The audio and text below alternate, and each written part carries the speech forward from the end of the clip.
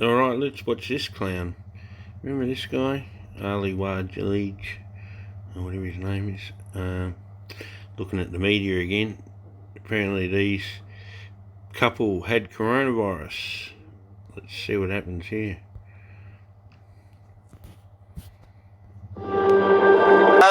Still on coronavirus, there was a Melbourne couple who contracted COVID-19 while on holidays. They have now been given the all clear, which puts them in a really interesting situation. 26-year-old Daniel Tester tested positive while on board the Diamond Princess. Remember that ship? His 25-year-old partner, Amber Chelik, tested positive a couple of days later in the Darwin Quarantine Centre. And the happy, healthy couple join us now.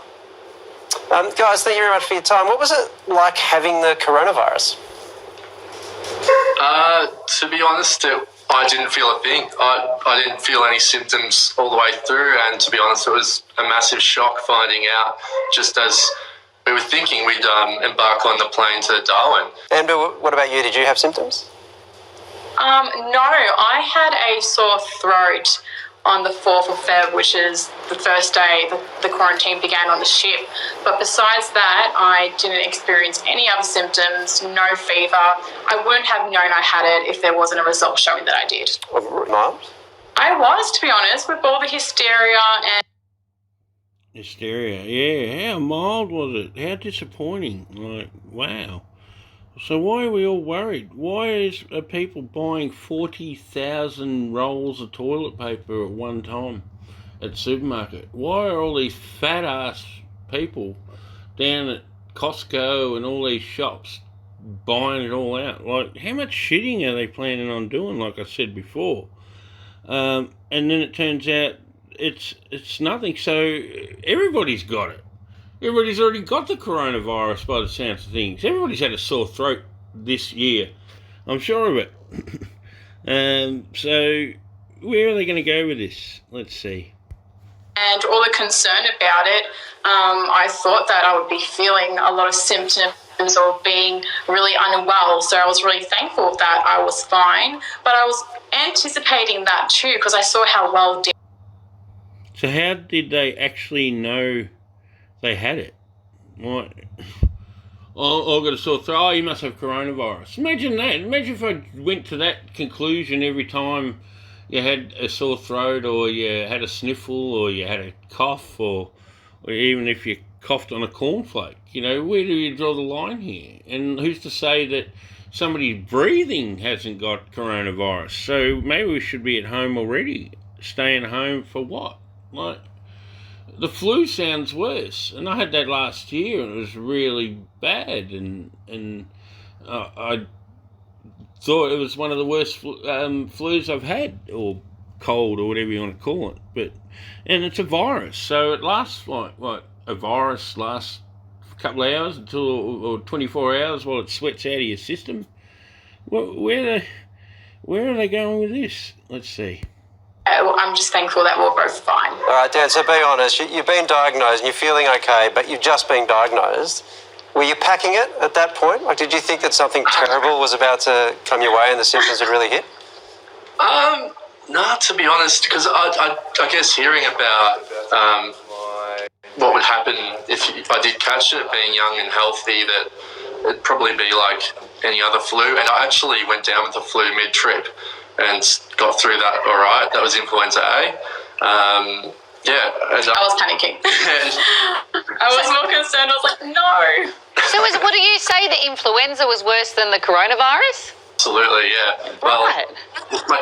So, like, you're panicking about the flu, but if we go to look at the figures of the actual influenza virus or whatever, more people have died of that than this coronavirus at all. So who are those people that are dying in China, that were falling down on the ground, having convulsions and the like, dying, and you guys are fine, you had a sore throat, and where are you going with this?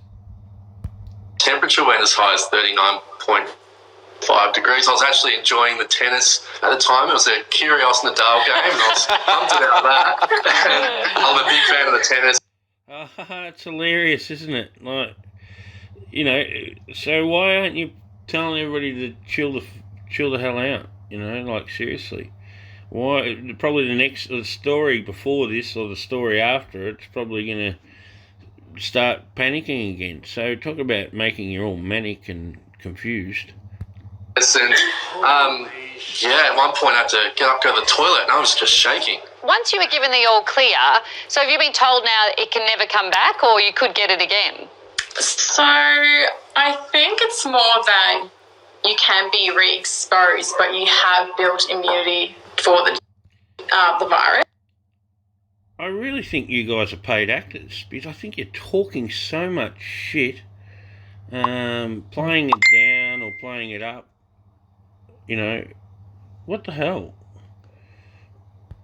Like strains can like mutate and develop, so there's always that risk of re-exposure. Guys, you've seen all the news. People are terrified of coronavirus. Even though you guys have been cleared of it now, you've had it. Are people terrified of you? Not that we've noticed directly, but maybe deep down those people we're talking to are quite worried. Yeah, there is a bit of a stigma, but once you explain, you know, that you're free to go. Oops. The government want to let us out, you know, if we were a risk to the community. So, no, everyone's been really understanding, I can say.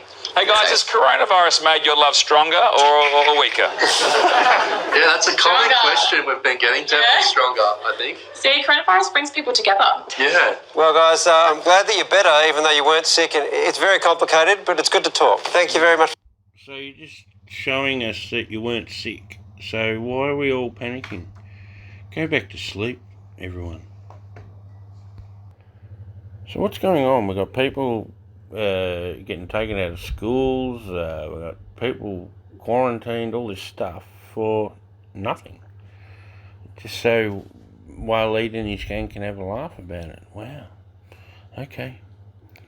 We'll keep looking. Said yesterday in 2020, there's one focus: the health and well-being of Australians, their livelihoods, their jobs, back better on the other side. That's our focus. That's what the government is intently. Why don't you just buy some strepsils? Because apparently all you get is a sore throat. So I don't know why you're spending millions and millions of dollars and you just go and buy a box of strepsils for everyone, you know? Like, apparently that's all the symptoms are. Apparently the flu's worse. So why aren't you panicking about the flu? And why can't I get a roll of toilet paper? I might actually need a shit. And now I can't get one. Luckily, I did get some yesterday because Aldi were nice enough to restrict the purchasing.